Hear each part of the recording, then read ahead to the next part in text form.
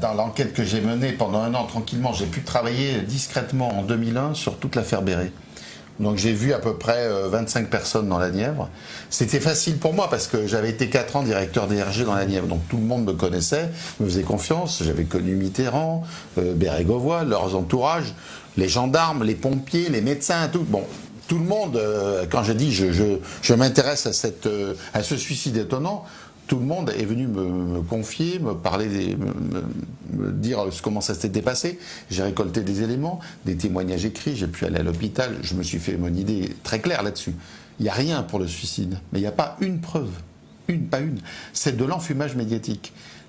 Tout ce qui est constatation réelle sur les terrains, comment ça s'est passé, le minutage, qu'est-ce qu'on a ramassé, qu'est-ce qu'on a constaté sur le crâne de Bérégovoy. Moi, il y a les médecins qui m'ont expliqué qu'il avait deux projectiles dans le cerveau.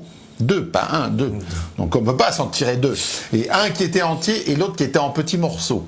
En plus, c'était un calibre qui ne correspondait en rien à l'arme de son garde du corps, puisque la théorie officielle, c'est il a pris le 357, le manuel 357. Vous avez un orifice d'entrée de 9 mm et ensuite la boîte crânienne qui est complètement... On a des gens qui se suicident avec un 357. La tête, elle est complètement éclatée. La tête de Bérégovoy, elle était intacte. Intacte. Il y a les photos. Moi, j'ai vu un photographe qui a eu le malheur de prendre les photos du corps qu'on retire. Oui, du corps qu'on retire, et on voit clairement un orifice de balle sur le haut du crâne. Bien sûr. On ne va pas... Voilà. Alors, j'ai aussi enquêté de façon implacable sur 7 ou 8 cambriolages autour de Bérégovoy. Moi-même, j'étais cambriolé, mais pas que moi. Son photographe à la mairie de Nevers, sa maison de campagne, son attaché de presse à Matignon, et son coffre-fort à l'Assemblée nationale. Qui peut aller faire un fric-frac dans le coffre-fort de Bérégovoy à l'Assemblée nationale? Ça se passe en février 93. Mais il est tellement... Il y a des choses qu'on a complètement occultées, oubliées. C'est qu'à un moment, Bérégovoy se sent tellement traqué.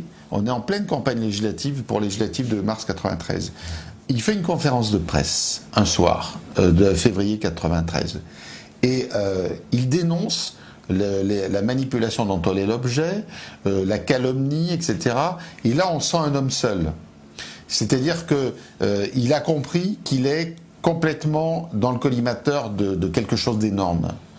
Et le dernier cambriolage qui a lieu, il a lieu 15 jours avant sa mort, dans la nuit du 15 au 16 avril 93. C'est des inconnus qui vont cambrioler son notaire à Nevers. Et ces gens-là, ceux qui ont fait ce cambriolage, ce sont les mêmes qui sont venus cambrioler ma propre villa un an avant. C'est absolument la même façon d'opérer. Moi, je suis allé voir le notaire de Bérégovoy, il n'a accepté de parler à personne sauf à moi. Personne ne l'a interviewé, ce notaire. Il m'a bien dit qu'après ce cambriolage, Bérégovoy s'était précipité chez lui, mais complètement affolé, en lui disant, écoutez, tout ça, c'est à cause de moi, j'ai des documents hyper compromettants, des choses terribles pour la classe politique, et ils veulent que je le rende, et c'est pour ça qu'ils sont en train de faire des casses tout autour de moi pour me faire peur, pour me faire flancher, pour que je cède, que je rende ces documents. Et cet homme, Bérégovoy, en 92, il avait fait une déclaration énorme à l'Assemblée nationale. Il voulait lutter contre la corruption. Mais on se souvient de son discours de politique générale qu'a fait... Et tout le monde a pris peur. Ouais. Tout le monde, ils ont eu tous peur. Et en plus, quand il était plus Premier ministre, qu'est-ce qu'il avait comme idée? C'est d'être candidat à la présidentielle. Mitterrand était déjà malade, il avait été vacant, il avait assuré l'intérim en gros de la présidence pendant un mois. Il disait moi je pourrais être candidat, et le programme auquel il pensait, c'est qu'il voulait faire du ménage. Il voulait dire j'amènerai de la moralité dans la classe politique française. En plus, je dirais, il avait la culture pour ça. C'était un ancien ouvrier. Il avait grimpé à la force du poignet. Il n'était pas issu d'une grande famille. Il n'avait pas fait les grandes écoles. Pour lui, arriver aux commandes de la France, c'est peut-être réaliser un rêve de moralisation, de nettoyage. On va faire quelque chose de neuf qu'on n'a pas fait. D'ailleurs, il paraît dans la classe politique à cause de ça. Il n'était pas du Cénacle. Il était très exclu. Et voilà, il était assez minoritaire parce que un ouvrier qui arrive à être Premier ministre, c'est pas tous les jours que ça arrive quand même. C'était sérail, oui. Il n'était pas du tout dans le sérail, ni dans les bons papiers de Mitterrand. Et quand il a fait sa déclaration, que ce soit dans l'entourage de Mitterrand ou à droite, partout, tout le monde a été effondré en disant mais qu'est-ce que c'est que ce gars-là On pensait que c'était un gestionnaire de comptes, le gars du Francfort et tout, et maintenant voilà qui veut nous mettre l'anticorruption, qui veut faire du nettoyage en France, mais inadmissible. Donc, sa mort le 1er mai 93, elle est le résultat de mois de travail, de préparation et d'une complicité extrême dans la classe politique. Et il y a une omerta totale. Imaginez que ça soit un camp ou un autre qui ait commandité cet assassinat. Ben, l'autre camp aurait dit « nous avons là matière de chantage ». Or, qu'est-ce qui se passe après la mort de Bérégovoy? Silence total. Tout le monde accepte la version officielle. Personne ne la conteste. Et même aujourd'hui, en 2008, j'ai fait un film avec Francis Gillery sur la double mort de Pierre Bérégovoy.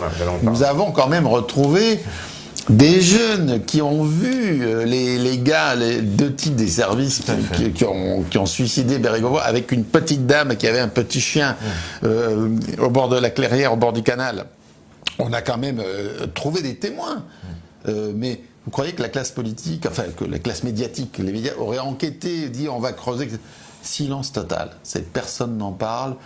Laissons les choses comme ça. Il y avait une espèce de consensus. Moi, je vois la seule émission, c'est celle où je me souviens, Gérard Carrérou qui dit « Mais moi, j'étais l'ami de Bérégovoy, je vous dis, c'est suicidé. Circuler, il n'y a rien à voir. » Voilà. Le plus terrible, c'est que sa femme, quand même... moi, j'ai eu l'occasion un soir de rencontrer Gilberte Bérégovoy, qui est une femme effondrée après la mort de son mari. Ça n'est jamais remise. Elle a toujours été persuadée qu'on avait éliminé son mari. Elle n'a jamais cru au suicide. Elle n'a jamais cru au suicide. Jamais. Et on l'a pris, etc. On l'a un peu avec... c'est une veuve qui elle est triste, donc elle veut pas. Mentalement, elle a plus un équilibre, etc. Voilà. Mais c'est connu. Quand vous dites la vérité, où on vous extermine par des procès judiciaires, on vous traque, on vous harcèle, ou alors on dit que vous êtes fou, que vous manquez un, etc. On fait tout pour vous décrédibiliser.